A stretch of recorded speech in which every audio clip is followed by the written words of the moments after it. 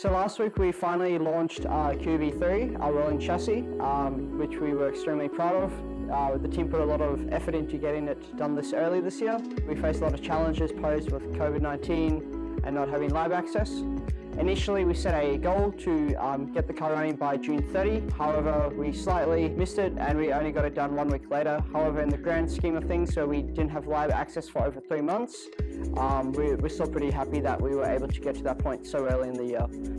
The whole design concept for this car started back in January during our annual design camp, where we have around 40 students in all different faculties from engineering disciplines all the way through to business, working together to try to get the design and business side of the team as far forward as we can early in the year.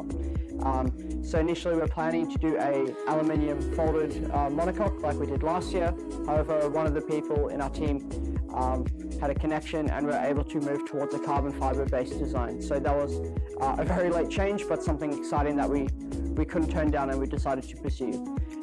From there, we spent the months working from home, a lot of Zoom meetings, Zoom chats, getting our plans together for the car as early as we could. So then, making the carbon chassis, we were thrilled to go to LSM Composites out in Toowoomba and spend 2 weeks there actually manufacturing it. That was a huge learning experience for all of us, and we're really grateful to them for all their support as well. And all the manufacturing and welding and fabrication work was done by AAR.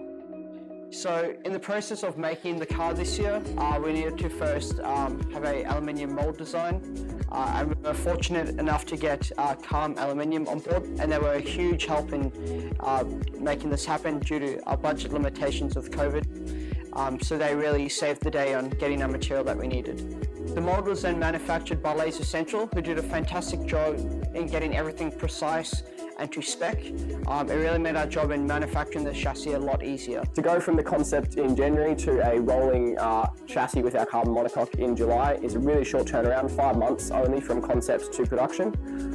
So we were really proud about how quickly we were able to turn that over.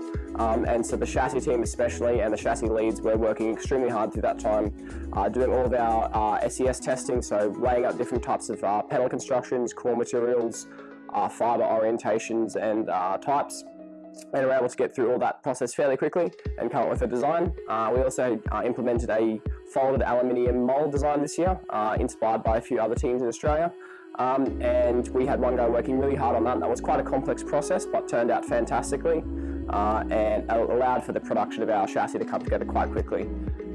So through that design we had to make a few concessions with the shape of the chassis to make sure it could be done with the folded aluminium mould, but we were still able to incorporate some new design direction with the shape of this year's car. One of the most notable being the raised nose. This is for multiple reasons. Partially it allows us to extend the length of the bottom wishbones to underneath the front of the chassis. It's also slightly better for ergonomics for the driver, and also allowed us to take the steering rack from inside the cockpit to underneath in a recess to get it out of the cockpit, to allow a bit better, bit safer area for the driver's legs, easier egress and things like that. We've also changed our roll hoop design slightly this year, reduced the weight a little bit, and incorporated the front roll hoop into the carbon fibre layout, which has basically simplified the whole process and reduced weight as we get rid of a lot of the mounts that are required for that. The chassis this year, obviously, as I said, has been done in a very short amount of time, and we're really proud to say that we came out with a weight of 23.9 kilos of the chassis with the roll hoop included, and then we included all the shear plates in that to come to a total weight of 25 kilos, which is we're pretty pleased with that for a first attempt, and we're really excited to get all of the drivetrain into the chassis this year and get rolling. And we're really excited to see how this car performs. Being able to go from just purely design to having a rolling chassis in 4 weeks basically in terms of actual hands-on manufacturing time has been a bit of a challenge, but would not have been possible without the support of some of the faculties here at our university. So the Design and Manufacturing Centre have been working extremely hard on getting all of the components for our suspension machined and put together, and parts for the chassis, roll hoop inserts, things like that. And the Creative Industries faculty over at J-Block helped us out a heap with the construction of the mould for our nose cone, the sanding, and also allowing us to do the post prep on our chassis in their sanding booth to make sure we had a nice surface finish, and finishing off and painting of our nose cone as well.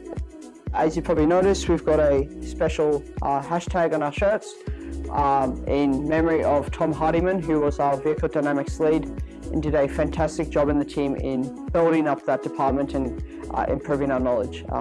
So he sadly passed away this year due to sarcoma, and the team is dedicated this year and all the work we're doing in honor of him, and we're pushing really hard to do the best job we can possible.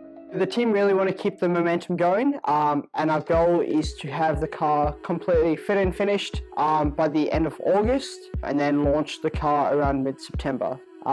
That's our goal, and with the momentum we've got, I'm sure we can make it happen, and we look forward to revealing the car at that point.